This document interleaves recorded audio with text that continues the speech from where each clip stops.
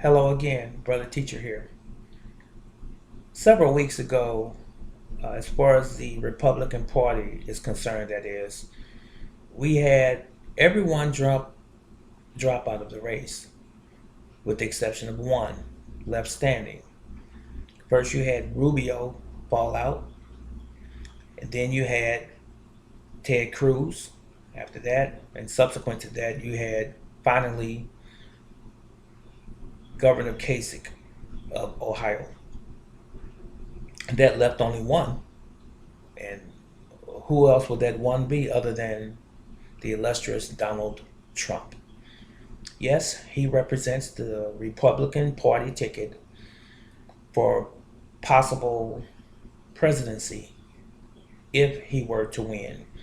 But on the other side of that, we have on the Democratic Party side, we have the illustrious, if you will, uh, Hillary Rodham Clinton and her thorn in her side, Bernie Sanders.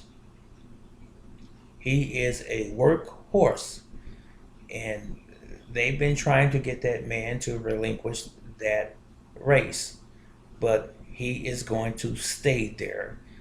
And according to him, he's going to stay there until the end. It's amazing to me how Andrea Mitchell, news commentator, spoke to Sanders, trying to infer and or uh, subtly say that he should drop out of the race, and he picked up on it. And he told her that he had no intentions of dropping out of the race. But did you not also know that Andrea Mitchell is married to Alan Greenspan, who was the former chairman of the Federal Reserve Bank up until 2006? So Alan Greenspan does not like Bernie Sanders at all, and his wife doesn't like Bernie Sanders. So there's uh, a valid reason why she would try to get him to digress and just give up his race for presidency or for that particular Democratic ticket. Howbeit, with that said, I want to say this as it relates to the candidates for president as it stands right now. On the Democratic side, uh, Hillary versus Bernie Sanders. If I were an avid voter, as I was before, based on the person's intent, and let me preface that by first saying this: all politicians are crooks, plain and simple. They all are. That does not mean that they're not decent individuals that have the uh, good intent to help America and the people of America, of this republic. Doesn't mean that that does not exist, but it does mean that they are controlled by a power that sits behind them that is not on the main stage, so to speak. And no president is different or any different than the one prior to them. It makes no difference if you are a Republican, it makes no difference if you are a Democratic or if you are an independent. It does not matter where you stand.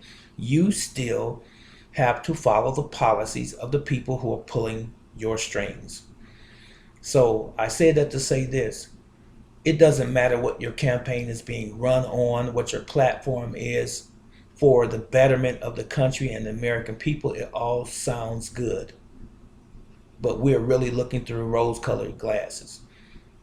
It is all a smokescreen, because once the president is elected, or the potential president is elected and become indeed the president, they have to follow the rules of someone else and not their particular platform that they was running on before they became the president. So getting back to Hillary versus uh, Sanders, I would never vote for Hillary, because Hillary Clinton will never do anything for poor people, especially black people and the middle class. Hillary is wrapped up, tied up into some political machine where she has private prison interests, where these people that own these private prisons are pouring money into her campaign. And not only that, she has other people that the American people don't know that are pouring money into her campaign. And these big corporations, you have to do their bidding for them in exchange for the money that they're giving your campaign. It's been done forever, always. So I definitely would not choose Hillary Clinton because it was her and Bill Clinton's administration, when he was still president, that is, that they had the three strike rule and or policy in law, that if you have three strikes, even if it was for something as small as an ounce or two, a nickel bag of marijuana, you would go to prison for a long period of time. And it is because of that we have so many so-called African American people locked up in prison disproportionately for non-violent crimes. And let me tag this or attach this to that statement by saying this: there's money in prisons. There is money to be made from incarcerating people, especially incarcerating people that are black or of color. It's a business, people. It is. It's a business. And switching to Bernie Sanders for a moment, I like his character. I like the fact that he talks about really himself also when he exposes big banks being bailed out, the car manufacturers being bailed out under the Obama administration. But we still have situations like an absorbent amount of unemployment in this country. We have still a, how should I say, a disproportionate amount of black people that are homeless, locked up for minor offenses that shouldn't be, should be at home with their families. And their families have been broken as a result of that. You also have, I mentioned the unemployment. You have an issue with medical coverage. It is a whole plethora of things. And he has pointed out these things as far as how the Obama administration and previous administrations have neglected the people. It's all about serving the people in the 1% and neglecting the 99. So that was really simple, just tying up where Bernie Sanders is coming from. And I like his energy to be his age. And I like the fact that he has a lot of people on board with him.